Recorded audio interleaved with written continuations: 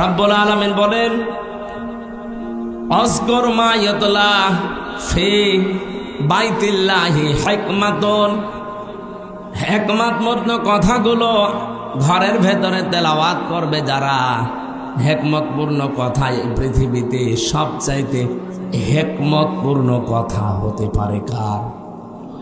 আল্লাহর চাইতে হিকমতে কথা বলা কেউ আছে দুনিয়ায়? আল্লাহর যত কথা হিকমতপূর্ণ, আর সব কথা আল্লাহ কোরআনে দিয়েছেন।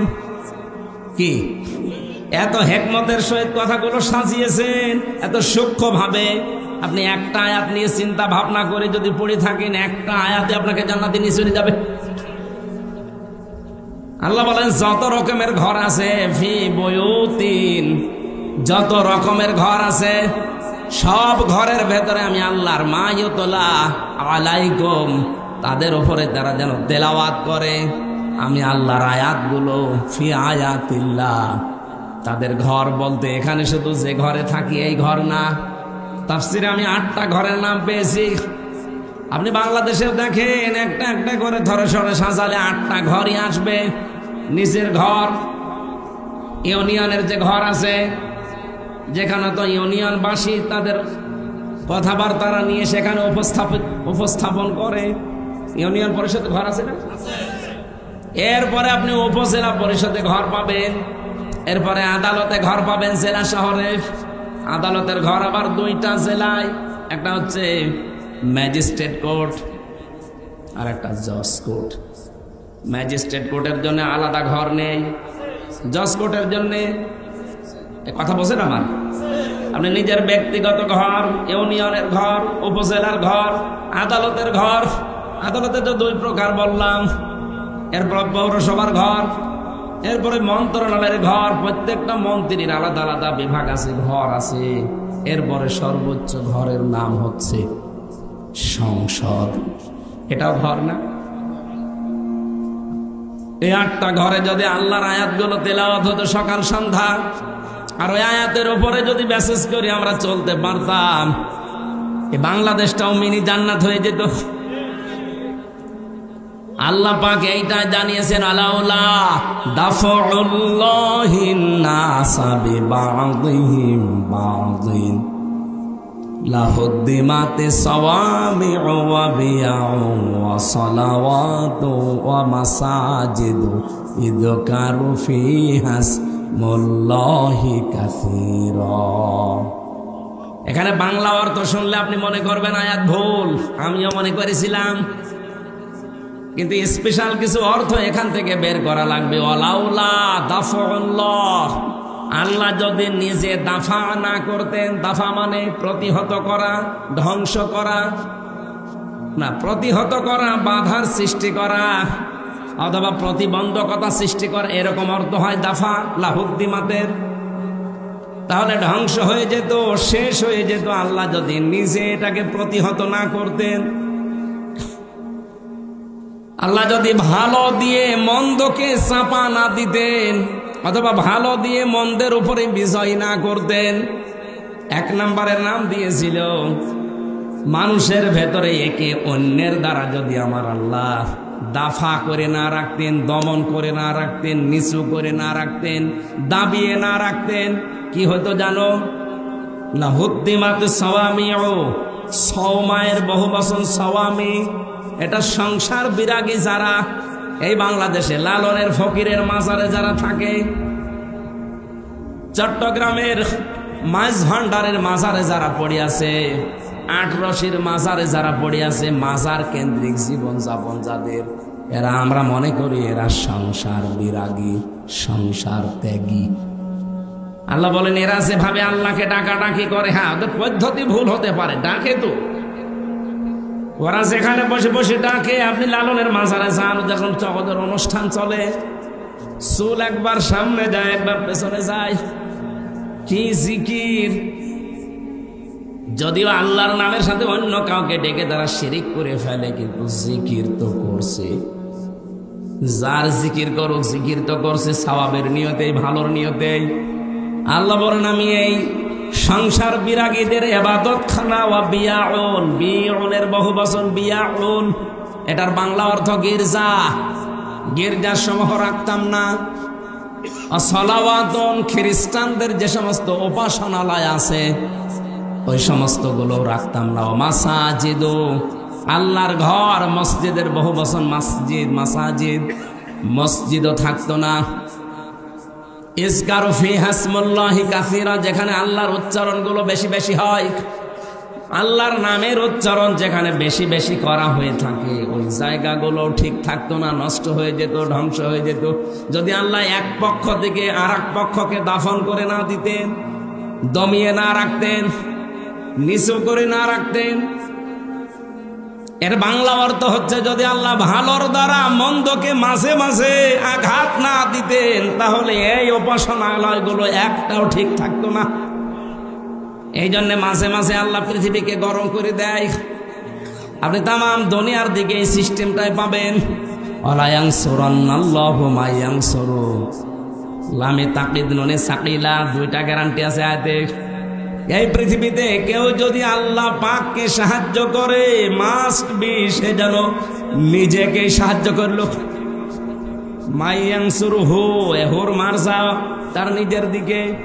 কেউ যদি আল্লাহকে সাহায্য করে সে যেন নিজেকে সাহায্য করলো। প্রশ্ন আসতে পারে আল্লাহকে পাবো কোথায়? আল্লাহ রাব্বুল আলামিন এই পৃথিবীর সৃষ্টি জগতের ভেতরেই মিশে আছেন। এই জন্য কিয়ামতের ময়দানে আল্লাহ মানুষকে ডাক দিয়ে বলবে আমি ক্ষুধার্ত ছিলাম, আমাকে খাবার দাওনি। লোকজন বলবে আল্লাহ তুমি ক্ষুধার্ত হও কি করে খাবার দেব তোমারে? রব্বুল আলামিন বলেন গরিব মানুষ তোমার পাশে গিয়ে খাবার চেয়েছিল ক্ষুধার্ত, তাকে যদি খাবার দিতে ওটা আমাকেই দেওয়া হতো। এজন্য আল্লাহকে সাহায্য করা নিজেকে সাহায্যের নামান্তর। এই পৃথিবীতে আজ ক্ষুধা মুক্ত, দারিদ্র মুক্ত এরকম সমাজ, এরকম রাষ্ট্র উপহার দেওয়ার জন্য কাজ করা লাগবে। আজ বাংলাদেশে ক্ষুধা এবং দারিদ্র মুক্ত করার জন্য সবচাইতে বড় বাধা হচ্ছে দুর্নীতি। এই কথা বলছে, এ দেশটা ক্ষুধা এবং দারিদ্র মুক্ত করা সম্ভব যদি শুধুমাত্র দুর্নীতি না হয়। আপনি একটু ভাবতে, একটা শুধু পয়েন্ট বলছি, ভাবতে পারেন। আমি বঙ্গবন্ধু টানেল দিয়ে আসছিলাম, 100 বছরের জন্য টানেলটা বানানো চট্টগ্রামে, মাটির নিচে, পানির নিচ দিয়ে বানানো, সাগরের নিচে, ওর নিচ দিয়ে ওই উপরে হচ্ছে বাঁশখালী, আনোয়ারা থানা, ওদিকে কক্সবাজার চলে গেল, আর এদিকে চট্টগ্রাম এয়ারপোর্ট। আমি নিচ দিয়ে যাবার সময় দেখছিলাম 100 বছরের টার্গেট নিয়ে যেটা বানানো, অলরেডি 1.5 বছরের ভেতরে নিচ দিয়ে ফিটে পানি উঠতেছে। এর জন্য যত বাজেট হয়েছিল সব টাকাগুলো যদি এই জায়গায় কাজে লাগাতো 1.5 বছরে না 100 বছরের ভেতরে পানি ওঠা সম্ভব ছিল না। এই যে পাবনার উপরে যে ব্রিজটা বানানো দেখেছেন না, পাকশির ব্রিজ, কি দেখেছেন? হার্ড, এটা কোন থানা? রাজবাড়ি, পাংশা। আর ওইটা হচ্ছে কুষ্টিয়া। আর ভেড়া মারার পাশে ওই যে খুকসা, কি পাংশা, পাকশি। ওটা 100 বছর টার্গেট নিয়ে বানানো ছিল ওই সেতুটা, ওই লোহার সেতু। মাঝে মাঝে ওর পাশে দাঁড়ালে আমার মনে হয় লোহা আছে কত। 100 বছরের টার্গেট নিয়ে বানানি, অলরেডি 100 বছর পার হয়ে গেছে, কিছুই হয়নি। তার মানে যেভাবে বানানোর দরকার যা বাজেট ছিল পুরাটা খরচ করে বানিয়েছিল, এই জন্য টিকে আছে জিনিসটা। আমি একটা গল্প শুনেছিলাম, আমার দাদার এক চাচাতো ভাই ছিল মাথা খারাপ।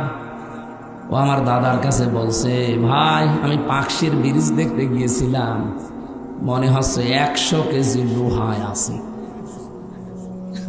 কত কেজি? তার মানে ওই 100-র উপর আর গুনতে পারে না। এই জন্য বলছে যে ব্রিজ দেখে আসলাম, মনে হচ্ছে 100 কেজি লোহায় আছে। ওখানে 100 কেজি? তো একটা লোহায় তো 100 কেজি। কত হাজার হাজার মন লোহা দিয়ে বানানো, 100 বছর টার্গেট নিয়েছে, কিন্তু 100 পার হয়ে আমার মনে হয় আরো 100 বছর যাবে, কিছু হবে না।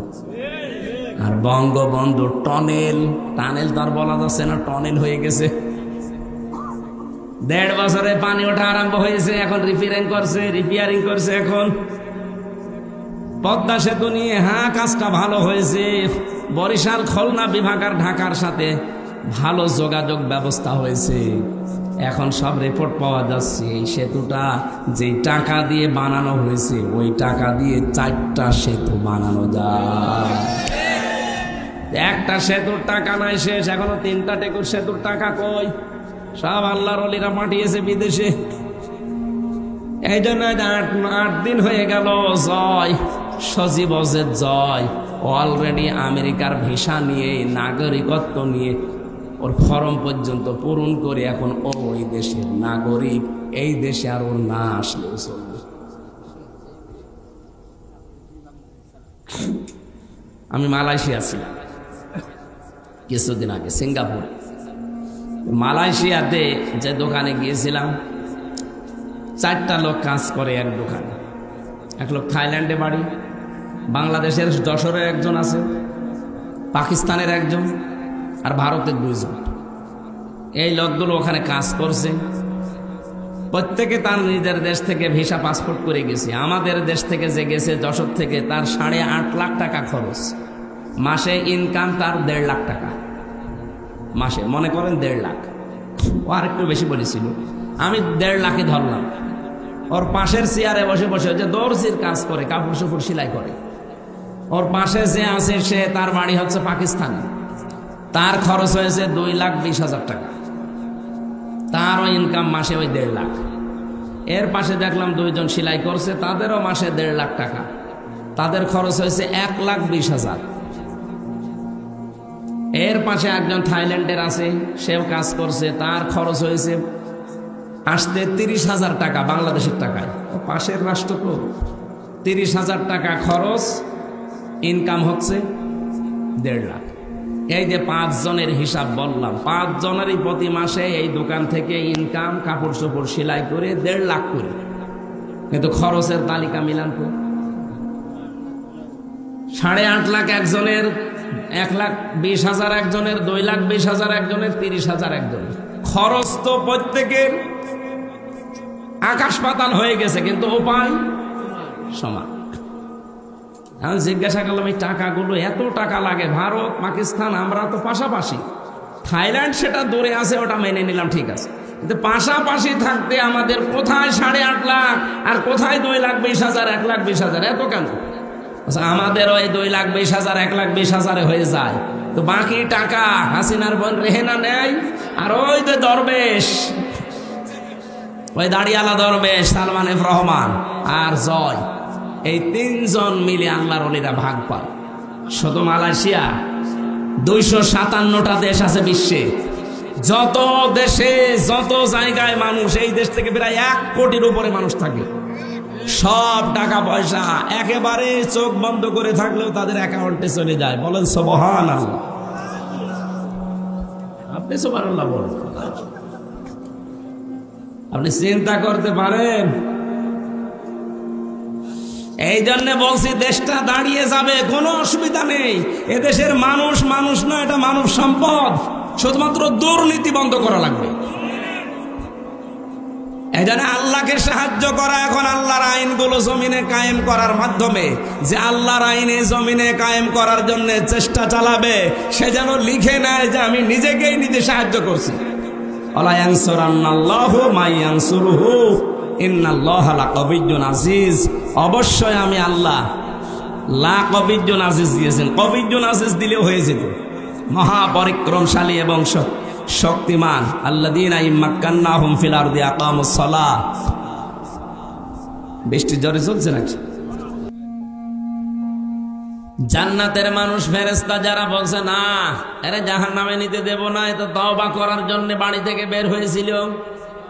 এ আলেমের কাছে জিজ্ঞাসা করে, আরেকজন আলেমের কাছে যাচ্ছিল তওবার নিয়ম শিখতে, যদিও এখনো সে তওবাটা পরিপূর্ণ করে নাই। শুধুমাত্র নিজে নিজে স্বীকার করেছে যে আল্লাহ আমি অপরাধী, আমি অনুশোচনা করছি, জীবনে কাজগুলো আমি আর করবো না, এগুলো জানার জন্য যাচ্ছিল। এখনো কিন্তু পরিপূর্ণ তওবা সে করেনি। 2 দল ফেরেশতার ঝগড়া যখন আল্লাহ পাক রব্বুল আলামিনের কাছে তারা 2 দলেই গেছে, জিজ্ঞাসা করছে সিদ্ধান্ত মালিক তোমার, এ জান্নাতে যাবে না জাহান্নামে যাবে, একটু আমাদের বলে দিন। সঙ্গে সঙ্গে আল্লাহ পাক বলেন, একটা কাজ করো, বান্দার লাশ থেকে ওর বাড়ি পর্যন্ত একটা মাপ দাও, আর ওর লাশ থেকে যে আলেমের বাড়ি যাচ্ছিল আলেমের বাড়ি পর্যন্ত একটা মাপ দাও। যেদিকে দূরত্ব কম হবে, যদি আলেমের বাড়ির দূরত্ব কম হয়, লাশ থেকে আমি আল্লাহ শক্তি ওরে মাফ করে দেব। বুখারী শরীফের হাদিস এটা। নবীজি বলেন, আল্লাহর এই বান্দার লাশ থেকে তার আলেমের বাড়ি পর্যন্ত রাস্তার দূরত্ব বেশি ছিল, নিজের বাড়ির দূরত্ব কম ছিল।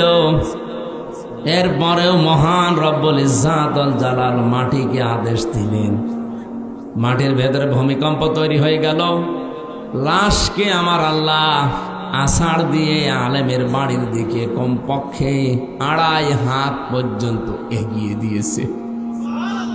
ফেরেশতারা মাপ দিতে গিয়ে দেখে যে নিজের বাড়ি থেকে এ আলেমের বাড়ি পর্যন্ত দূরত্বর দিক থেকে লাশের কাছ থেকে আলেমের বাড়ি কাছাকাছি হয়ে গেছে। আল্লাহর সিদ্ধান্ত ছিল যেটা কাছে হবে সেই দিকে যাবে।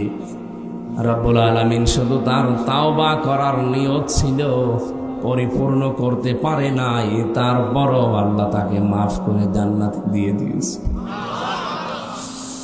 এত বড় একটা অপরাধী যদি সত্যি মাফ পেয়ে যায়, এটা হাদিস, আমি বানিয়ে বললাম না। আমরা এখানে অত বড় অপরাধী হয়তো নেই, অপরাধ আমাদের জীবনেও আছে, জেনার গোনা আমাদের জীবনে আছে, চুরির গোনা আমাদের জীবনে আছে, সকলখড়ি গোনা, গেবদের গোনা আমাদের জীবনে আছে, মানুষ হত্যা করার গোনা আছে। কারণ বিয়ের পরে কত মানুষ নিজের সন্তান দুনিয়ায় আসার আগে মেরে ফেলেছে, এটাও মানুষ হত্যার শামিল। হয়তো সময় বুঝেছেন কি বসেন নাই, শয়তানের ধোকায় হোক, নফসের জালে যে কি খাওয়াবি। বিয়ের কেবল 2 বছর, 1 বছর, 3 বছরও চাইনি, এখন যদি ছেলে মেয়ে হয় মানুষ কি বলবে, এই ভয়তে হলেও হয়তো আমরা ওই সময় বহু মানুষ জেনে না জেনে নিজের সন্তান, ছেলে হোক মেয়ে হোক, দুনিয়ায় আসতে দেয়নি, আগেই মেরে ফেলেছে। এরকম আমাদের দেশে নেই? এটা রেকর্ড হচ্ছে তো, এই জন্য বললাম। তামাম পৃথিবীতে যদি এরকম কেউ করে থাকেন, যাদের আমল নামার ভেতরে মানুষ হত্যা করার গুনাহ আছে, অথচ মানুষ হত্যা করার শাস্তি হচ্ছে কুতিবা আলাইকুমুল কিসাসু ফিল কতলা।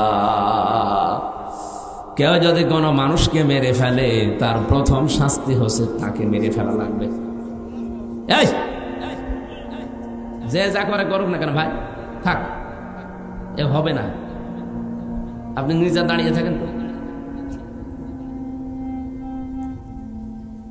এ কঠিন পরিস্থিতি যারা পার করলাম, ময়দানে, হাসরের ময়দানে, মাহশারে যদি এখন তুলে বলে তোর আমল নামার ভেতরে মানুষ হত্যা করার গুনাহ আছে, তোর আমল নামার ভেতরে চুরি করার গুনাহ আছে, তোর আমল নামার ভেতরে গেবদের গুনাহ আছে, এর ভেতরে চকলখড়ি করার গুনাহ আছে, অন্যের উপরে দোষ চাপিয়ে দেওয়ার গুনাহ আছে, এটা নেই দেশে? নিজে অন্যায় করে, অন্যায়টা একজনের উপরে চাপিয়ে নিজে ভালো সাজে। এই অপরাধ যদি বাংলাদেশে কেউ এখন করে থাকেন, যেহেতু এটা বেশি চলছে, আপনি কান খাড়া করে শোনেন, রিভাব দেন তো, আওয়াজ বাড়িয়ে রিভাব দেন। কোরআনে কারীম জানিয়েছে, ওমাই ইয়াকসিব খাতিয়াতান আও ইসমান সুম্মা ইয়ারমি বিহি বারিয়ান ফাকাদ ইহতামালা বুহতানা ওয়া ইসমান মুবিনা। সূরা নিসা 5 নম্বর পারা 15 নম্বর পৃষ্ঠার 10 নম্বর লাইনের 112 নম্বর আয়াতে আছে। তাফসিরে ইবনে কাসিরে পাবেন, ফি জিলালিল কোরআনে পাবেন, মারিফুল কোরআন। আল্লাহ পাক বলেন, কোন মানুষ যদি এমন কাজ করে, নিজে গুনার কাজ করে,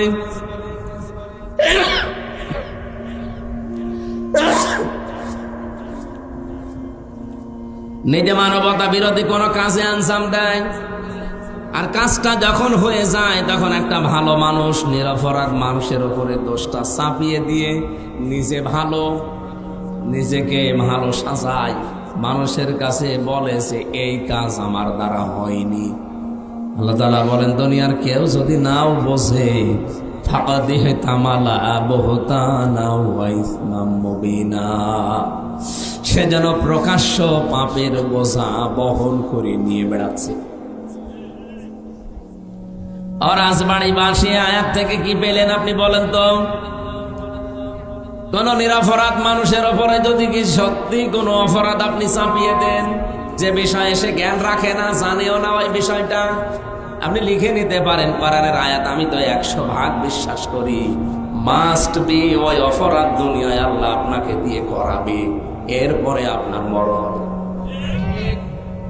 আপনি ভালো ভালো মানুষকে বিনা দোষে মেরে ফেলেছেন, এমন এমন দোষ তাদের উপরে চাপিয়ে দিয়েছেন জীবনে যে লোকগুলো এ দোষ করে নাই। আপনি নিজেও জানেন যে এরা এই দোষে দোষী না। নিজের খাহেশ মেটাতে বিভিন্ন মানুষের প্ররোচনায় প্রলোভনে পড়ে শয়তানের ধোঁকায় কোনো মানুষের যদি ক্ষতি করে ফেলেন, যে ক্ষতি করেছেন ওই ক্ষতি তো হওয়ার কথা ছিল না, আপনার নিজের রাগে পড়ে হিংসায় করে আপনি করেছিলেন। আপনি লিখে নিতে পারেন, কোনো অসুবিধা নেই, আমি লিখে দেব, যদি না হয় আমি ওই কাজ ঘটাবো। যা করলেন ওইটা আপনাকে জীবদ্দশায় আল্লাহ নিজে করাবে। আপনি মা বাংলায় বলছে যারা এই যে 15.5 বছরে বহু মানুষকে বিপদে ফেলেছে বিনা কারণে দুনিয়া থেকে বিদায়ও করে দিয়েছে, এমনকি আয়না ঘরে পর্যন্ত রেখেছে। যাদেরকে রেখেছিল বলেন তোরা কি আয়না ঘরে থাকার মতো মানুষ? সব বাদ দিলাম, শুধু ব্যারিস্টার আরমান, তার বাবার জন্য আপনি কাছে 8 বছর আয়না ঘরে রাখলেন। বাবা অপরাধী হলে যদি ছেলেকে অপরাধের শাস্তি দেওয়া লাগে, বলেন এই বাংলাদেশে 15.5 বছর যারা অপরাধ করেছে তাদের ছেলে মেয়েরাও তো এখন এই দেশে থাকার অধিকার রাখে না। বাবার অপরাধী যদি ছেলে অপরাধী হয় তাহলে এদেশে আপনি থাকতে পারবেন? আইন তো আপনি নিজেই বানিয়েছেন, নিজেই ধরা খাবেন। কি বলেন? এই জন্য আইন বানানোর সময় চিন্তা ভাবনা করে বানাবেন। এখনো যারা দায়িত্বে আছে, আগে তো একটা বুকের ওপরে পাথর চাপা ছিল, মনে করছেন পাথরটা মনে হয় সরিয়ে গেছে? না, আগে তো কথা বলতে দিত না, আর এখন কথা বললে শোনে না। আগে কথা বলতে দিত না আর এখন কথা বললেও শোনে না। কারণ যে কয়টা দায়িত্বে আছে অধিকাংশ গুলো এখন দেখতে পাচ্ছি আল্লাহ, রাসূল এবং মানবতার বিরুদ্ধে। আমার রাজবাড়ীবাসী যে কথাটা শুরু থেকে তুলতে চেয়েছিলাম, খুব আশ্চর্য লাগছে আমার এই কয়েক মাস আগে তো মুখের উপরে তালা লাগানো ছিল, কথা বলতে দিত না, আর এমন একটা জামানায় এসে পড়লাম এখন কথা বললেও শোনে না। অবস্থা এই হয়ে দাঁড়ায়নি? এত কিছু বলছে জনগণ, না কারো কথায় কান দিচ্ছে না। ওই কয়েকটা হিজড়া মহিলা যা বলছে ওদেরই নাকি এই দেশ। ওরা বলছে পৃথিবী তোমার আমার, আর আমরা কি ভাড়া কি? যে কয়টায় রাস্তায় নেমেছে নিজেদের অধিকার আদায়ের জন্য, কি অধিকার আদায় করবেন আপনি? এদেশের ছাত্র জনতা বলেছিল চেয়েছিলাম অধিকার, হয়ে গেলাম রাজাকার। ওরা উল্টিয়ে এখন ওইটা কাজে লাগাচ্ছে, যে চেয়েছিলাম হিস্সা, হয়ে গেছি বেশ্যা। আপনি তো আসলেও বেশ্যা। আপনার গোপন অঙ্গগুলো মানুষকে দেখান, আপনি একটা দাজ্জুস। ঢাকার রাজপথে যে কয়টা মিছিল করছে দেখেন, ওদের দিকে তাকালে আমার মনে হয় শয়তানও বলবে যে আউযুবিল্লাহ নাউযুবিল্লাহ আস্তাগফিরুল্লাহ। যেটা তার স্বামীকে দেখাবে সেইটা দেখাচ্ছে আমাদেরকে। হক আদায় করতেছে।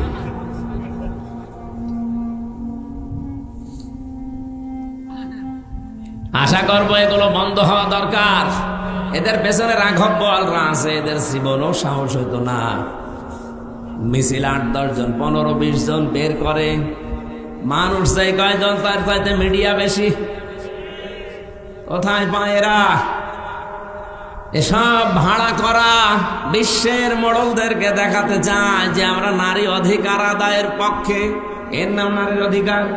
আজকে ইসলামপন্থী এক মা দেখলাম বলছিল বোরকা পরে যে নিজের গোপন অঙ্গগুলো মানুষকে দেখানো যদি অধিকার হয়, এরকম অধিকার এই দেশের মুসলিম মেয়েদের দরকার নেই।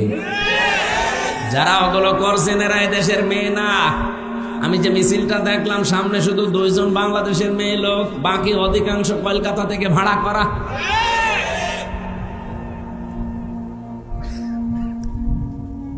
এখানে আফসোস লাগছে এখন যে আগে কথা তো বলতে দিত না, এক ঝামেলায় ছিলাম, আর এখন কথা বললেও দেশের মানুষ শুনছে না। ওর চাইতে আরো বিপদে আছি। আগে তো বলতে দিত না, চুপ করে থাকতাম, সে যা করছে করুক গা। কিন্তু এখন বইলে করবো কি? প্রকাশ্য ইসলামের বিরুদ্ধে, কোরআনের আয়াতের বিরুদ্ধে ওরা হাত দিয়েছে। ওরা বলছে দেহ আমার, সিদ্ধান্ত আমার। আপনি এত বড় কথা বলতে পারলেন এই 92% মুসলমানের দেশে? দেহ আপনার কোন বাবা দিয়েছে?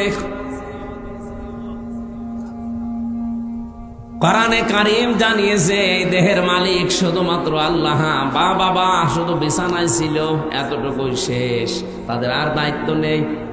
ওরা বিছানায় 2 জন ছিল, এতটুকুই। বাকি যা করার এই বীর্য থেকে হামজা বানিয়েছে কে? রাব্বুল আলামিন স্মরণ করাচ্ছেন আমাদেরকে, কাইফা তাকফুরুনা বিল্লাহি ওয়া কুনতুম আমওয়াতান ফাআহইয়াকুম সুম্মা ইউমীতুকুম সুম্মা ইউহয়ীকুম সুম্মা ইলাইহি তুরজাউন। বলেন আল্লাহু আকবার। সূরা বাকারার 27 নম্বর 28 নম্বর আয়াতে আছে, আল্লাহ পাক বলেন আমার আফসোস, মানুষ আমার সাথে নাফরমানি করে, আমার এই মানতে চায় না, আমার সিদ্ধান্ত মানে না। বলে দেহ আমার, সিদ্ধান্ত আমার। মানুষ বলে কি করে? অথচ মৃত ছিল। ওরে আমি আল্লাহ নিজে জীবন দিয়েছি, শুধু জীবন দিয়ে ওরে আমি একেবারে শেষ করে দেইনি, ওরে আবার মরণ দেব। এ কথা কার? ওরে আবার মরণ দেব, ওরে আবার আমার কাছে নিয়ে আসব। এই জন্য আল্লাহ আয়াত শুরুই করেছেন কাইফা শব্দটা দিয়ে।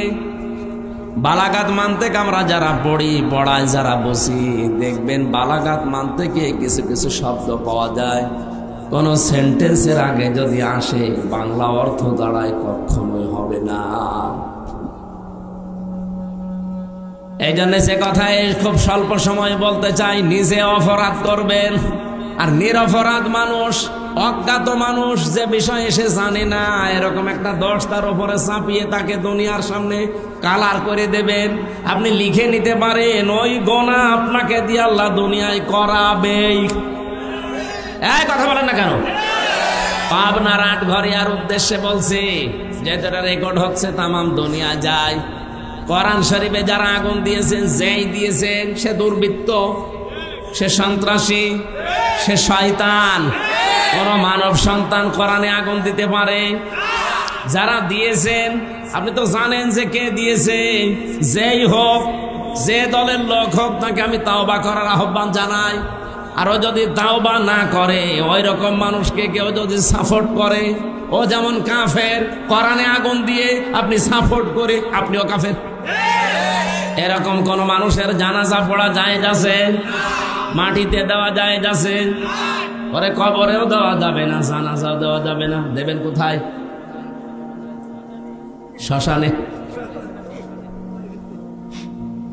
আজকের সভাপতি না, সভাপতি আসে নাই? ও ঠিক আছে। আওয়াবুল্লাহ ইব্রাহিম সাহেব আজকে সভাপতি ছিল, আসে নাই। বৃষ্টি কি খুব বেশি হচ্ছে? একটু শোনেন নাকি? রাজবাড়িবাসী, আমি আবার এটা রিপিট করছি, যে যেই দোষ করেননি ওই দোষে যদি দোষী হয়ে থাকেন আপনি আনন্দিত হবেন। আপনি চিন্তা করবেন যে কোনো অসুবিধা নেই, এই দোষ আমাকে যে দিল, এই দোষে তাকে আল্লাহ দোষী করবে, তাকে অপমান অপদস্থ করবে, এরপরে তার মরণ হবে, যার বাস্তব প্রমাণ হাসিনা। যা যা করেছিল নিরপরাধ মানুষদের উপরে আল্লাহ তাকে দিয়ে ঠিক ওই অপরাধগুলো আবার করিয়েছে। ওই এতদিন বলি ছড়িয়েছে মানবতা বিরোধী অপরাধী, অথচ আল্লাহ তাকে আজ বিশ্বের সামনে মানবতা বিরোধী অপরাধী বানিয়েছে। তাম দুনিয়ার 257টা দেশ জানে যে হাসিনা মানুষ হত্যাকারী। কি শুধু এতটুকুই না, ও যে আয়না ঘরে রেখেছিল 8 বছর 10 বছর, আন্তর্জাতিক আদালত হেগে যে মামলাগুলো হয়েছে, আমার তো মনে হচ্ছে সামনে ওরেও আল্লাহ কপালে লিখে রেখেছে, ওরেও আয়না ঘরে থাকা লাগতে পারে। আর ওরা আয়না ঘরে আছে। এই আয়না ঘরে একটু কষ্ট বেশি ছিল, একটু একটু শান্তিতে আছে। তাছাড়া ও কোনে আছে কেউ সেরকম জানে না, ওর সাক্ষাৎ নিষেধ। তো আয়না ঘর না ওটা, আল্লাহ আর কি দেখাবে? সামনে বাকি আছে ও নিরপরাধ মানুষদের যাদের ফাঁসি দিয়েছে, আমার মনে হয় ওরও ফাঁসির দড়ি ঝুলতেছে। দেখেন সামনে সব দেখা যাবে। এইটার দিকে তাকিয়ে আমি বলছি পাবনার এই ঘটনাকে স্মরণ করায়, যারা এই কাজ করলেন, যার উপরে রাগ করে হিংসা করে করেছেন, আপনি কিন্তু কোরআন শরীফে আগুন দেননি, আপনি আগুন দিয়েছেন নিজের কপালে। এই জন্য যারা এই কাজ করেছেন তাওবা করেন ভাই, স্বীকার করেন। তাওবার নিয়ম কি কি বললাম?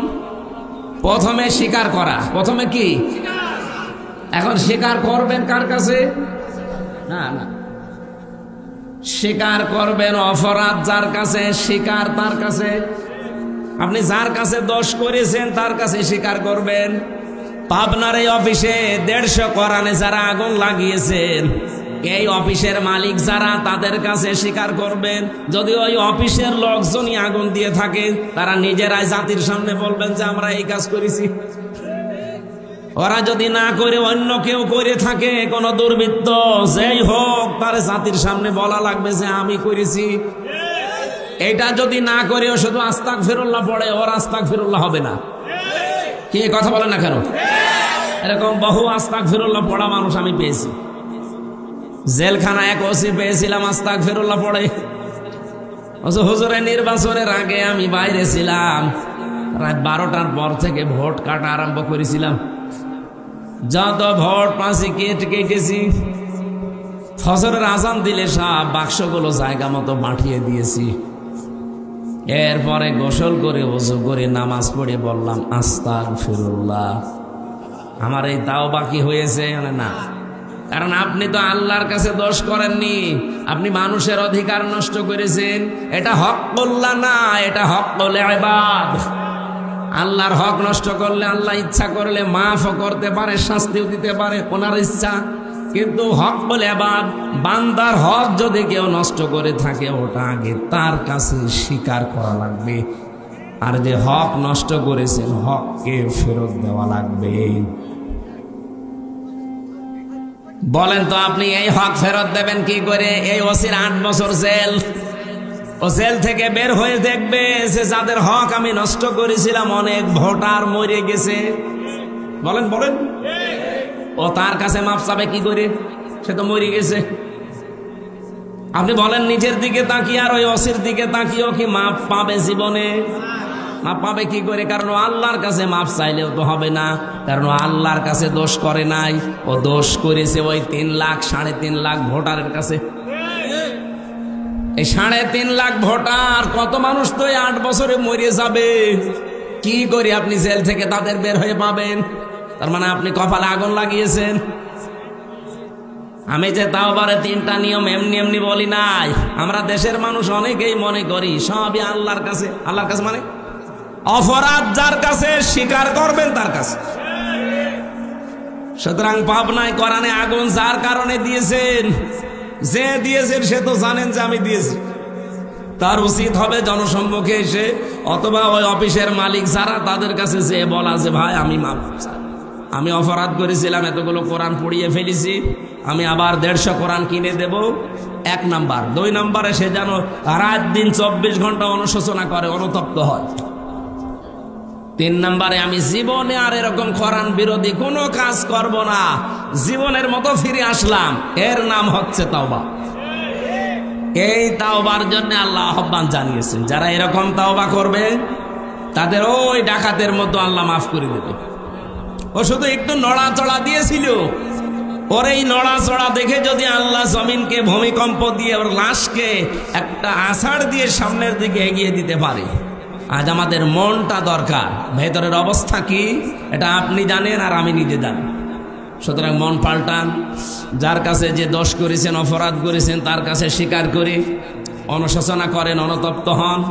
জীবনের মতো আমি আর এই কাজে যাব না বলে ফিরে আসেন। আশা করছি আল্লাহ আমাদের অপরাধ শুধু মাফ করবে না, মাফ করার পরে পুরা জায়গাটা নেকি দিয়ে পাল্টিয়ে দেবে।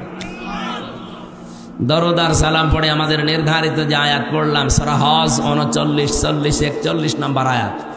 এত আয়াত তাফসীর মাহফিল আমার পড়া হয় না, একটু বেশি হয়ে গেছে। এটা মক্কার জীবনে বিশ্বনবী 13 বছর মার খেয়েছিলেন। কত বছর? যারা মার দিয়েছিল তারা সব ছিল সন্ত্রাসী। কে? সব ছিল তারা ওই 13 বছরের সন্ত্রাসী। যারা মার খেয়েছিল এই মানুষগুলো ছিল দুর্বল, মাজলুম। আল্লাহ রাব্বুল আলামিন 13টা বছর তাদের এই জুলুম, অত্যাচার, নির্যাতন দেখার পরে অনুমতি দিলেন। উযিনা লিল্লাযীনা ইউকাতালুনা বিআন্নাহুম যুলিমু। অনুমতি দেওয়া হলো, এটা মজুলের সিগা। অনুমতি দেওয়া হলো তাদের জন্যে যাদেরকে এতদিন পর্যন্ত জুলুম, নির্যাতন, অত্যাচার, হত্যা করা হয়েছে। বিআন্নাহুম যুলিমু, কারণ তাদের উপরে জুলুম করা হয়েছিল, এই জন্য আমি অনুমতি আজকে দিলাম। এতদিন পর্যন্ত 13 বছর সাহাবায়ে কেরাম অনুমতি পাননি জিহাদ করার জন্য, যুদ্ধ করার জন্য, পাল্টা আক্রমণ করার জন্য। এতদিন তাদের যুদ্ধ, জিহাদ, পাল্টা আক্রমণ ছিল শুধুমাত্র ধৈর্য। শুধু কি? আমরা আজ 15 বছর যেটা ধরেছিলাম, যাই করুক না কেন কিছুই করার নেই। অনুমতিও পাইনি কোনো জায়গা থেকে। মায়ের খাওয়া লাগবে, জেনে শুনেই মায়ের খাওয়া লাগবে।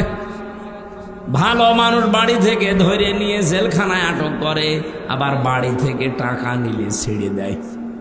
মনে আছে আমার বাবার কাছেও টাকা পায়, পাওনা টাকা নিয়ে গেল।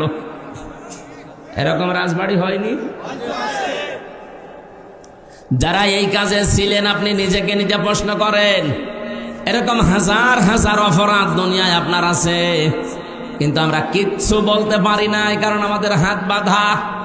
আমাদেরকে একটা মিথ্যা ট্যাগ দিয়ে দুর্বল করে রেখেছিল যে আমরা নাকি যুদ্ধ অপরাধী, আমরা নাকি রাজাকার। অথচ এটা পুরা বানোয়াট এখন তামাম দুনিয়া দেখতে পাচ্ছে। সিনেমা বানাতো, নভেল, নাটক, থিয়েটার, বই লিখত, মঞ্চস্থ করতো, নাটক পর্যন্ত, মামলা, হামলা, কেস, কাম, ছবি, ফটো যা দিত। একটা হুজুর মাথায় টুপি আর মুখে দাড়ি দেখলেই মানুষ মনে করতো এটা যুদ্ধ অপরাধী, এটা রাজাকার। অথচ যুদ্ধ অপরাধী বলা হয় যারা যুদ্ধ করে অন্যায় ভাবে তাদের। তো অন্যায় ভাবে যুদ্ধ করেছিল পাকিস্তানের সেনাবাহিনী, যুদ্ধ অপরাধী হলে তারা হবে। এক কথা বলেন কেন? রাজাকার আন্তর্জাতিক 2টা রিপোর্ট বের হয়েছে গতকালকে ভিডিও আকারে। ওই জামানায় যারা 71 সালে ভিডিও করেছিল, 2টা আন্তর্জাতিকে, বাংলাদেশের রিপোর্ট না, এরা তো সব ভেজাল। আন্তর্জাতিক 2টা রিপোর্টে দেখাচ্ছে পাকিস্তানদের পাশাপাশি যারা এই যে রাজাকার বলা হয়, তাদেরও পোশাক ওই সামরিক বাহিনীর মতো ছিল। পুলিশের এখানে লেখা থাকে না বাংলাদেশ পুলিশ, বলেন না কেন? ওদেরও পোশাকে লেখা আছে ইংরেজিতে রাজাকার, RAZAKAR, রাজাকার। আমি বাংলায় ইংরেজিতে লেখা দেখলাম। তাহলে ওই সময় একটারও মুখে, আমি প্রায় 30-31 জন লোকের গণনা করেছি, একটা রাজাকারেরও মুখে দাড়ি নেই, শুধু গোপ, মোজ বড় বড়, রবি ঠাকুরের মতো। রাজাকার হলে আমার মনে হয় যাদের গোপ বড় তাদেরকে রাজাকার বলা যায়। ওই মিলিটারির পোশাক যারা পরেছিল ওদের সহকারী ছিল এরা। ওদেরকে দিয়ে যখন কাজ আর হয় না তখন এদেরকে সহকারী হিসেবে কাজে লাগায়, সাপোর্টার। তো একটারও মুখে আমি দাড়ি পেলাম না, মাথায় টুপি পেলাম না। সব মিলিটারির যে পোশাক সেই পোশাক তাদের পরানো, দাড়ি একটারও নেই, শুধু গোপ আছে, প্যান্ট শার্ট পরা। আপনি কেন রাজাকার শুনলে আমার মতো মানুষ দেখলে মনে হয়? কেন যুদ্ধ অপরাধী শুনলে আমার মতো মানুষ দেখলে মনে হয়? আমি তো যুদ্ধ করিও না, যুদ্ধের পক্ষেও ছিলাম না, এইটা আমার অপরাধ।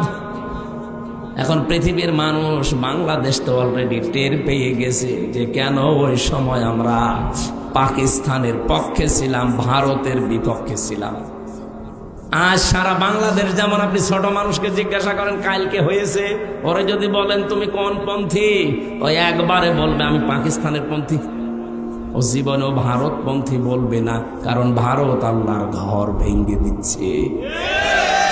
ওই জামানায় ঠিক এই 54 বছর আগে ওরাও এইটাই বুঝেছিল।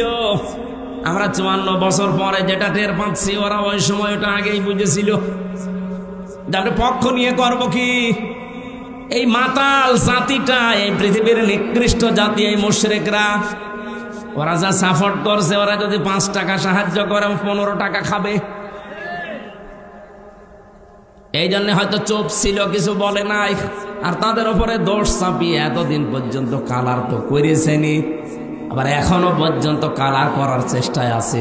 কিছু হলে আপনি 71-এর তুলনা দেন, কিছু হলে 52, কিছু হলে 47। আরে শয়তান, 24-এর তুলনা দিতে পারো না? কথা তুললে 71, 47, 52 মানে 24-এর কথা বলা লাগবে এখন, কারণ দেশ চলছে 24-এর চেতনা অনুযায়ী। এটা মে মাসের আজকে 20 তারিখ, আর সামনে মাসের 11 দিন আছে, আর সামনে মাসের জুন মাসের 10 দিন, 21 দিন পরে জুলাই ঘোষণাপত্র বের হবে, 36শে জুলাই। তখন এমনি যে সংবিধান চলছে এটা বাতিল হয়ে যাবে, ওই সংবিধান থেকে দেশ চলবে। এখন যে চোপ্পমিয়া আছে, চোপ্পমিয়া অটোমেটিক বাতিল হয়ে যাবে, কারণ ওই সংবিধান থেকে তাকে রাষ্ট্রপতি বানানো, ওইটাই তখন থাকবে না। জুলাইয়ের চেতনা দেখে যে জুলাই ঘোষণাপত্র পাঠ হবে 10 তারিখে জুনে, ওইটা থেকে দেশ চলবে। চুপ্পু শেষ। বাকি যারা এতদিন আশায় বুক বেঁধেছিল যা পা চট করে আসবে আর ফট করে ধরবো, এগুলো শেষ। কারণ যে আশায় ছিলেন যে আর একটা নতুন দল গঠন করব, সে আব্দুল হামিদ ও শয়তান পালিয়েছে। কথা বলছে না কেন? আপনি যে থরে থরে সাজিয়ে চিন্তা ভাবনা করেছিলেন যে যাই হোক এ দেশের লোক আর এই ফ্যাসিস্ট, এই সন্ত্রাসী, এই স্বৈরাচারদের মানে না, কি করা যায়? নরমাল যারা হালকা পাতলা আছে তাদেরকে দিয়ে নতুন দল গঠন করে আবার দেশে চালিয়ে দেব, সেইটা আবার হইল না। এ আব্দুল হামিদ, এই অ্যাডভোকেট আব্দুল হামিদ রাষ্ট্রপতি, এর সভাপতি, আর ওইদিকে নারায়ণগঞ্জের সেলিনা হায়াত আইভি এর সেক্রেটারি। এই দিয়ে চেষ্টা চালাচ্ছিল সামনে যে এদেরকে 2 জনকে দিয়ে আমরা চেষ্টা করব যে দেশে আবার আওয়ামী লীগ যেন না। সেটা তো অলরেডি নিষিদ্ধ হয়ে গেছে, একজন পালিয়েছে আর একজন ছেলে এখন মার্ডার মামলার আসামি। সব ভোটিও স্বরাষ্ট্রমন্ত্রী আসাদুজ্জামান কামালের সাথে ওই সময় পুলিশের আইজিপি যে ছিল আব্দুল্লাহ মামুন, তার সাথে ভিডিও কি কি কথা হচ্ছে একেবারে দাঁড়িয়ে, সব এখন প্রমাণ হাতে নাতে। আপনি যাবেন কোথায়? আর বাকি 3 নাম্বার স্থলে ছিল সাবের হোসেন চৌধুরী, আর আরেকজন ছিল ওদিকে কক্সবাজারে। এই 2 জনকে দিয়ে মনে করেছিল 3 নাম্বার স্তরে এদেরকে দিয়ে সাজাবো, সেইটাও গুড়ে বালি। সে সাবের হোসেন চৌধুরীও নেই, আর এই কক্সবাজারে সে বাটা জাফরও এখন জেলে। 1, 2, 3 স্তরে স্তরে সব শেষ। আপনি এখন যাবেন কোথায়? যাবেন কোথায় মানে জালেমরা যা করেছে তার পরিণতি ভোগ করা লাগবে না? এই জন্য আগামীতে কেউ যেন আবার এরকম জুলুম করেন না। নিজে যা করেন অপরাধ, আর একজন ভালো মানুষের উপরে ঘাড়ে দোষটা চাপিয়ে নিজে ভালো সাজছে। আপনি যার উপরে দোষ দিতে চান, আপনার বিবেকের কাছে প্রশ্ন করেন, আসলে কি সেই লোকটা অপরাধী? আপনি কার দিকে তাকিয়ে কথা বলেন? বলেন। সুস যদি শাসরকে বলে ঝাঁঝর যদি সোচকে বলে যে তোমার পেছনে দেখলাম একটা ফোঁটা করা আছে, এটা মেনে নেওয়া যায়? সোচের তো ফোঁটা কয়টা, আর ঝাঁঝরের? আপনারা যারা দোষ দেন না, আপনাদের ফোঁটা কয়টা আপনারা জানেন?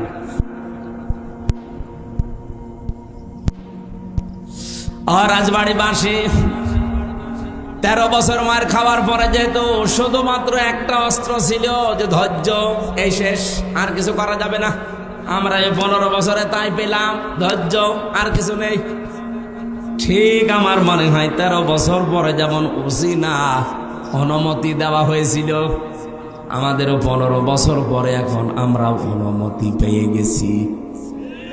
যা করেছেন আর সুবহানাল্লাহ, আস্তাগফিরুল্লাহ, আলহামদুলিল্লাহ না, এখন ইটের জবাব পাথর দিয়ে দেওয়া হবে। কিছু করে দেখেন তো, হয় থাকবো না যাব। কারণ নবীজি 13 বছরের পর অনুমতি যদি পাই, আমরা 15 বছরের পর পাবা না। 15 বছর অলরেডি পার করে ফেলেছি, সুতরাং অনুমতি এবার পেয়েছি। আল্লাহ পাক বলেন, ওয়া ইন্নাল্লাহা আলা নাসরিহিম লাকাদির, অবশ্যই আমি আল্লাহ এই মানুষগুলোর উপরে যাদের অত্যাচার, জুলুম, নির্যাতন চালানো হয়েছিল এদেরকে সাহায্য করব এবং বিজয় দিতে আমি আল্লাহ সক্ষম। এজন্য কাদির না দিয়ে লাকাদির দিয়েছি। ওয়া ইন্নাল্লাহা আলা নাসরিহিম, অবশ্যই আমি আল্লাহ তাদের উপরে সাহায্য করছি, লাকাদির, এবং অবশ্যই আমি সক্ষম এদেরকে বিজয়ী করতে। আমরা চর্ম চোখে যেটা দেখি কোরআনের সাথে মিলিয়ে ওইটাই বলছি। 13 বছর পরে অনুমতি পেয়েছিল, অলরেডি আমরা 15 বছর পরে যা দেখছি, আল্লাহর সাহায্য আসবে এবং বিজয়ী আমাদেরকে করাতে আল্লাহ অক্ষম না সক্ষম? বলেন বলেন। আমি এই লাকাদিরের কদির শব্দ পড়েছিলাম, কদির দিলেও তো অর্থ করে ফেলতাম বাংলায়। আমরা আলেম যারা আছে তারা কদির দিলেও অর্থ করতে পারে, লা কদির দিলে কেন? আল্লাহ গ্যারান্টি দিচ্ছে ভাই, আপনি আন্দাজে মমতাজের মতো লাফিয়ে করবেন কি? এ চাপাবাজি করে দেশ চলে? ও বলে সিয়াসিত্তা, হাদিস পড়া, বুখারী শরীফ, মুসলিম শরীফ সব পড়িস। আমি অনার্স মাস্টার শেষ করলাম, আমার কামেল ছিল ফেকার উপরে, আমি হাদিসের ওপরও কামেল করেছি। এত কিছু করার পরও আমি এখনো বলতে পারি না যে আমার সব কোরআনের তাফসির, সব হাদিস পড়া শেষ। আর ও মহিলা কি চাপাবাজ, সংসদে দাঁড়িয়ে বলছে আমার সব পড়া শেষ। আমার মনে হয় ওর পেটের ওপরে পাড়া দিলে ও যদি একটা আয়াত শুদ্ধ করে বলতে পারে, ওকে আমি মিষ্টি খাওয়াবো, জীবনও পড়তে পারবে না। এই চাপাবাজি করে করে চলতো, যেই কয়টা ছিল সব কয়টা চাপাবাজ, কাওয়া কাকু থেকে শুরু করে এই যে হাসাও মাহমুদ আর আমার কুষ্টিয়ার হানিফ, ইনু, ননু মিয়া, ওর নাম হাসানুল হক। ইনু বলা ঠিক না, হাসানুল হক ননু, দন্তন্নয় হস্য, দন্তন্নয় হস্য, কি হয়? ওর নামে ইনু বললে গুনাহ হবে? শয়তান ইসলামের যা ক্ষতি করেছে। আল্লাহ রাব্বুল আলামিনের পরে বলেন, আল্লাযীনা উখরিজু মিন দিয়ারিহিম বিগাইরি হাক্কিন ইল্লা আইয়াকুলু রাব্বুনাল্লাহ, তোমাদেরকে যারা ঘর বাড়ি থেকে বের করে দিয়েছে, কোনো অপরাধ তোমাদের ছিল না, এই 15.5 বছর তোমাদের বাড়িতে থাকতে দেয়নি মিথ্যা অজুহাত দিয়ে, মিথ্যা মামলা দিয়ে, মিথ্যা সাক্ষী দিয়ে।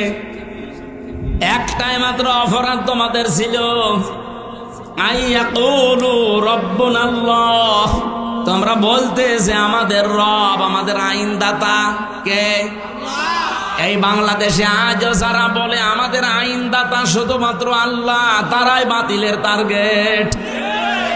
এদেশে ইসলামী দল, অন ইসলামী দল কত আছে, সবাই জালেমদের কাছে, সবাই রাম আর বামদের কাছে, সবাই দাদা বাবুদের কাছে। কালার না, কালার শুধু তারা যারা বলে রব্বুনাল্লাহ, আমাদের রব আল্লাহ। আই আই কি এত ব্যাখ্যা করা লাগবে? রব্বুনাল্লাহ বললেন আমার রব আল্লাহ কি? রবের 5টা অর্থ হয়। রব মানে সৃষ্টিকর্তা, রব মানে আইনদাতা, রব মানে মাবুদ, ইবাদত পাওয়ার যোগ্য, রব মানে অভিভাবক, রব মানে উকিল। বলেন তো এই বাংলাদেশে আজ যারা বলে আমরা আল্লাহর আইন ছাড়া কারো আইন চাই না, তারা এই দেশে অনেকের কাছে শত্রু। ভালো মানুষ নামাজ রোজা পড়ে তারপরও শত্রুতা করে যে তুমি আল্লাহর আইন চাও, এ কথা বলো কোন কারণে? কোন মানুষ যদি মনে প্রাণে নামাজ পড়ে, রোজা রাখে, পর্দা করে, কিন্তু এ দেশ আল্লাহর আইন দিয়ে চলুক, পরিবার, সমাজ, রাষ্ট্র চাই না, আপনি লিখে নিতে পারেন লোকটা মুনাফিক। এখানে নেই? কারা কারা এরকম মনে আছে যে আল্লাহর আইন দরকার নেই, আমি তো নামাজ পড়ি, রোজা রাখি, আমার বউ পর্দায় থাকে, কিন্তু আল্লাহর আইন দিয়ে একেবারে ইউনিয়ন থেকে সংসদ চলবে আমি চাই না? কারা বলেন তো, হাত তোলেন। একটাও নেই। অথচ আপনি বাস্তবে জায়গা মতো যে কিন্তু অস্বীকার করে বসেন। বলেন আপনার এই কথা দিয়ে, আপনার রায় দিয়ে, সমর্থন দিয়েই তো চলবে যে আল্লাহর আইন মতো ইউনিয়ন চলবে, উপজেলা চলবে, পৌরসভা চলবে, সংসদ ভবন চলবে, মন্ত্রণালয় চলবে, সেক্রেটারিয়েট চলবে। এগুলো আল্লাহর আইন মতো চালালে অজকর রব্বাকা না না। সূরা আহজাবের ভেতরে আয়াতটা আছে, আমার আয়াতটা সিরিয়াল মনে আসছে না, 35 নাম্বার এই আয়াতটা, 34 নাম্বার আয়াত। রব্বুল আলামিন বলেন অজকর মা ইয়াতলা ফি বাইতিল্লাহি হিকমাতুন, হিকমতপূর্ণ কথাগুলো ঘরের ভেতরে তেলাওয়াত করবে যারা, হিকমতপূর্ণ কথা এই পৃথিবীতে সবচাইতে হিকমতপূর্ণ কথা হতে পারে কার? আল্লাহর চাইতে হিকমতে কথা বলা কেউ আছে দুনিয়ায়? আল্লাহর যত কথা হিকমতপূর্ণ, আর সব কথা আল্লাহ কোরআনে দিয়েছেন। কি এত হিকমতের সহিত কথাগুলো সাজিয়েছেন, এত সূক্ষ্ম ভাবে। আপনি একটা আয়াত নিয়ে চিন্তা ভাবনা করে যদি পড়ে থাকেন, একটা আয়াতে আপনাকে জান্নাতে নিয়ে চলে যাবে। আল্লাহ বলেন যত রকমের ঘর আছে, ফি বুয়ুতিন, যত রকমের ঘর আছে, সব ঘরের ভেতরে আমি আল্লাহর মা ইউতলা আলাইকুম, তাদের উপরে তারা যেন তেলাওয়াত করে আমি আল্লাহর আয়াতগুলো। ফি আয়াতিল্লাহ, তাদের ঘর বলতে এখানে শুধু যে ঘরে থাকি এই ঘর না, তাফসিরে আমি 8টা ঘরের নাম পেয়েছি। আপনি বাংলাদেশেও দেখেন একটা একটা করে ধরে সরে সাজালে 8টা ঘরই আসবে। নিচের ঘর ইউনিয়নের যে ঘর আছে, যেখানে তো ইউনিয়নবাসী তাদের কথাবার্তা নিয়ে সেখানে উপস্থাপন করে, ইউনিয়ন পরিষদ ঘর আছে না? এরপরে আপনি উপজেলা পরিষদে ঘর পাবেন, এরপরে আদালতে ঘর পাবেন জেলা শহরে। আদালতের ঘর আবার 2টা জেলায়, একটা হচ্ছে ম্যাজিস্ট্রেট কোর্ট আর একটা জজ কোর্ট। ম্যাজিস্ট্রেট কোর্টের জন্য আলাদা ঘর নেই, জজ কোর্টের জন্য। কথা বলছেন আমার?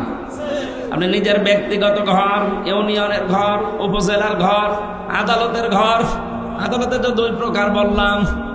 এরপর পৌরসভার ঘর, এরপরে মন্ত্রণালয়ের ঘর। প্রত্যেকটা মন্ত্রীর আলাদা আলাদা বিভাগ আছে, ঘর আছে।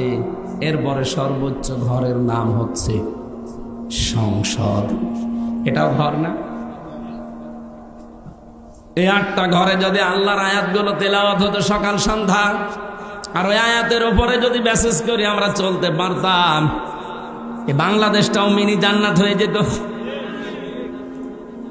আল্লাহ পাক এইটা জানিয়েছেন, আলাউলা দাফউল্লাহিন নাসা বিবাযিহিম বাযিন লাহুদ্দিমাতি সাওয়ামিউ ওয়া বিয়াউ ওয়া সালাওয়াতু ওয়া মাসাজিদু ইযকারু ফিহা ইসমুল্লাহি কাসীরা। এখানে বাংলা অর্থ শুনলে আপনি মনে করবেন আয়াত ভুল, আমিও মনে করেছিলাম, কিন্তু স্পেশাল কিছু অর্থ এখান থেকে বের করা লাগবে। ওয়ালাউলা দাফউল্লাহ, আল্লাহ যদি নিজে দাফা না করতেন, দাফা মানে প্রতিহত করা, ধ্বংস করা, না, প্রতিহত করা, বাধার সৃষ্টি করা অথবা প্রতিবন্ধকতা সৃষ্টি করা, এরকম অর্থ হয় দাফা লাহুদ্দিমাতের। তাহলে ধ্বংস হয়ে যেত, শেষ হয়ে যেত, আল্লাহ যদি নিজে এটাকে প্রতিহত না করতেন। আল্লাহ যদি ভালো দিয়ে মন্দকে চাপা না দিতেন অথবা ভালো দিয়ে মন্দের উপরে বিজয় না করতেন। এক নম্বরের নাম দিয়েছিল মানুষের ভেতরে একে অন্যের দ্বারা যদি আমার আল্লাহ দাফা করে না রাখতেন, দমন করে না রাখতেন, নিচু করে না রাখতেন, দাবিয়ে না রাখতেন, কি হতো জানো? লাহুদ্দিমাত সাওয়ামিউ, সওমায়ের বহু বচন সাওয়ামি।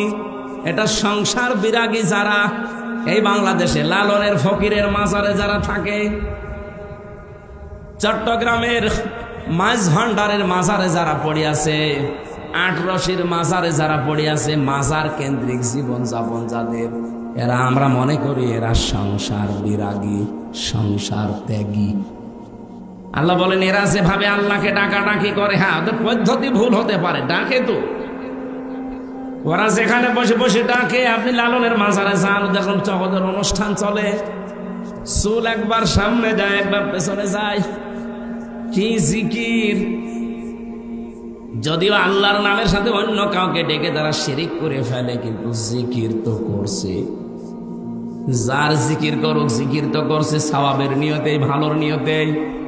আল্লাহ বলেন আমি এই সংসার বিরাগীদের ইবাদত খানা ওয়া বিয়াউন, বিয়াউনের বহু বচন বিয়াউন, এটার বাংলা অর্থ গির্জা। গির্জার সমূহ রাখতাম না। সালাওয়াতুন, খ্রিস্টানদের যে সমস্ত উপাসনালয় আছে ওই সমস্ত গুলো রাখতাম না। মাসাজিদু, আল্লাহর ঘর, মসজিদের বহু বচন মসজিদ, মাসাজিদ, মসজিদও থাকতো না। ইজকারু ফিহা ইসমুল্লাহি কাসীরা, যেখানে আল্লাহর উচ্চারণ গুলো বেশি বেশি হয়, আল্লাহর নামের উচ্চারণ যেখানে বেশি বেশি করা হয়ে থাকে, ওই জায়গাগুলো ঠিক থাকতো না, নষ্ট হয়ে যেত, ধ্বংস হয়ে যেত। যদি আল্লাহ এক পক্ষ থেকে আর এক পক্ষকে দাফন করে না দিতেন, দমিয়ে না রাখতেন, নিচু করে না রাখতেন। এর বাংলা অর্থ হচ্ছে যদি আল্লাহ ভালোর দ্বারা মন্দকে মাঝে মাঝে আঘাত না দিতেন, তাহলে এই উপাসনালয়গুলো একটাও ঠিক থাকতো না। এই জন্য মাঝে মাঝে আল্লাহ পৃথিবীকে গরম করে দেয়। আপনি তামাম দুনিয়ার দিকে এই সিস্টেমটাই পাবেন। ওয়ালায়ানসুরান্নাল্লাহু মায়ানসুরু, লামে তাকিদ নুনে সাকিলা, দুইটা গ্যারান্টি আছে আয়াতে। এই পৃথিবীতে কেউ যদি আল্লাহ পাককে সাহায্য করে, মাস্ট বি সে যেন নিজেকে সাহায্য করলো। মায়ানসুরহু, এহুর মারজা, তার নিজের দিকে। কেউ যদি আল্লাহকে সাহায্য করে, সে যেন নিজেকে সাহায্য করলো। প্রশ্ন আসতে পারে আল্লাহকে পাবো কোথায়? আল্লাহ রাব্বুল আলামিন এই পৃথিবীর সৃষ্টি জগতের ভেতরেই মিশে আছেন। এই জন্য কিয়ামতের ময়দানে আল্লাহ মানুষকে ডাক দিয়ে বলবে আমি ক্ষুধার্ত ছিলাম, আমাকে খাবার দাওনি। লোকজন বলবে আল্লাহ তুমি ক্ষুধার্ত হও কি করে? কি করে খাবার দেব তোমারে? রব্বুল আলামিন বলেন গরিব মানুষ তোমার পাশে গিয়ে খাবার চেয়েছিল, ক্ষুধার্ত, তাকে যদি খাবার দিতে ওটা আমাকেই দেওয়া হতো। এজন্য আল্লাহকে সাহায্য করা নিজেকে সাহায্যের নামান্তর। এই পৃথিবীতে আজ ক্ষুধা মুক্ত, দারিদ্র মুক্ত এরকম সমাজ, এরকম রাষ্ট্র উপহার দেওয়ার জন্য কাজ করা লাগবে। আজ বাংলাদেশে ক্ষুধা এবং দারিদ্র মুক্ত করার জন্য সবচাইতে বড় বাধা হচ্ছে দুর্নীতি। এক কথা বলছেন, এদেশটা ক্ষুধা এবং দারিদ্র মুক্ত করা সম্ভব যদি শুধুমাত্র দুর্নীতি না হয়। আপনি একটু ভাবতে, একটা শুধু পয়েন্ট বলছি, ভাবতে পারেন। আমি বঙ্গবন্ধু টানেল দিয়ে আসছিলাম, 100 বছরের জন্য টানেলটা বানানো চট্টগ্রামে, মাটির নিচে, পানির নিচ দিয়ে বানানো, সাগরের নিচে, ওর নিচ দিয়ে ওই উপরে হচ্ছে বাঁশখালী, আনোয়ারা থানা, ওদিকে কক্সবাজার চলে গেল, আর এদিকে চট্টগ্রাম এয়ারপোর্ট। আমি নিচ দিয়ে যাবার সময় দেখছিলাম 100 বছরের টার্গেট নিয়ে যেটা বানানো, অলরেডি 1.5 বছরের ভেতরে নিচ দিয়ে ফিটে পানি উঠতেছে। এর জন্য যত বাজেট হয়েছিল সব টাকাগুলো যদি এই জায়গায় কাজে লাগাতো 1.5 বছরে না 100 বছরের ভেতরে পানি ওঠা সম্ভব ছিল না। এই যে পাবনার উপরে যে ব্রিজটা বানানো দেখেছেন না, পাকশির ব্রিজ, কি দেখেছেন? হার্ড, এটা কোন থানা? রাজবাড়ি, পাংশা। আর ওইটা হচ্ছে কুষ্টিয়া। আর ভেড়া মারার পাশে ওই যে খুকসা, কি পাংশা, পাকশি। ওটা 100 বছর টার্গেট নিয়ে বানানো ছিল ওই সেতুটা, ওই লোহার সেতু। মাঝে মাঝে ওর পাশে দাঁড়ালে আমার মনে হয় লোহা আছে কত। 100 বছরের টার্গেট নিয়ে বানানি, অলরেডি 100 বছর পার হয়ে গেছে, কিছুই হয়নি। তার মানে যেভাবে বানানোর দরকার যা বাজেট ছিল, পুরাটা খরচ করে বানিয়েছিল, এই জন্য টিকে আছে জিনিসটা। আমি একটা গল্প শুনেছিলাম। আমার দাদার এক চাচাতো ভাই ছিল, মাথা খারাপ। ও আমার দাদার কাছে বলছে, ভাই আমি পাকশির ব্রিজ দেখতে গিয়েছিলাম, মনে হচ্ছে 100 কেজি লোহায় আছে। কত কেজি? তার মানে ওই 100-র উপর আর গুনতে পারে না। এই জন্য বলছে যে ব্রিজ দেখে আসলাম, মনে হচ্ছে 100 কেজি লোহায় আছে। ওখানে 100 কেজি? তো একটা লোহায় তো 100 কেজি। কত হাজার হাজার মন লোহা দিয়ে বানানো। 100 বছর টার্গেট নিয়েছে, কিন্তু 100 পার হয়ে আমার মনে হয় আরো 100 বছর যাবে, কিছু হবে না। আর বঙ্গবন্ধু টানেল তার বলা যাচ্ছে না, টানেল হয়ে গেছে। 1.5 বছরে পানি ওঠা আরম্ভ হয়েছে, এখন রিপেয়ারিং করছে। এখন পদ্মা সেতু নিয়ে কাজটা ভালো হয়েছে। বরিশাল, খুলনা বিভাগ আর ঢাকার সাথে ভালো যোগাযোগ ব্যবস্থা হয়েছে। এখন সব রিপোর্ট পাওয়া যাচ্ছে এই সেতুটা যেই টাকা দিয়ে বানানো হয়েছে, ওই টাকা দিয়ে 4টা সেতু বানানো যায়। একটা সেতুর টাকা নাই শেষ, এখনো 3টা টেকুর সেতুর টাকা কই? সব আল্লাহর ওলিরা পাঠিয়েছে বিদেশে। এই জন্য 8 দিন হয়ে গেল জয় সজীব জয় অলরেডি আমেরিকার ভিসা নিয়ে, নাগরিকত্ব নিয়ে ওর ফর্ম পর্যন্ত পূরণ করে এখন ওই দেশের নাগরিক। এই দেশে আর ওর না আসলেও চলবে। আমি মালয়েশিয়া ছিলাম কিছুদিন আগে, সিঙ্গাপুরে। মালয়েশিয়াতে যে দোকানে গিয়েছিলাম, 4টা লোক কাজ করে এক দোকানে। এক লোক থাইল্যান্ডে বাড়ি, বাংলাদেশের যশোরে একজন আছে, পাকিস্তানের একজন, আর ভারতের 2 জন। এই লোকগুলো ওখানে কাজ করছে। প্রত্যেকে তার নিজের দেশ থেকে ভিসা পাসপোর্ট করে গেছে। আমাদের দেশ থেকে যে গেছে যশোর থেকে, তার 8.5 লাখ টাকা খরচ। মাসে ইনকাম তার 1.5 লাখ টাকা মাসে, মনে করেন 1.5 লাখ। ও আর একটু বেশি বলেছিল, আমি 1.5 লাখই ধরলাম। ওর পাশের চেয়ারে বসে বসে যে দর্জির কাজ করে, কাপড় চোপড় সেলাই করে, ওর পাশে যে আছে সে, তার বাড়ি হচ্ছে পাকিস্তানে। তার খরচ হয়েছে 2,20,000 টাকা। তারও ইনকাম মাসে ওই 1.5 লাখ। এর পাশে দেখলাম 2 জন সেলাই করছে, তাদেরও মাসে 1.5 লাখ টাকা। তাদের খরচ হয়েছে 1,20,000। এর পাশে একজন থাইল্যান্ডের আছে, সেও কাজ করছে, তার খরচ হয়েছে আসতে 30,000 টাকা বাংলাদেশের টাকায়।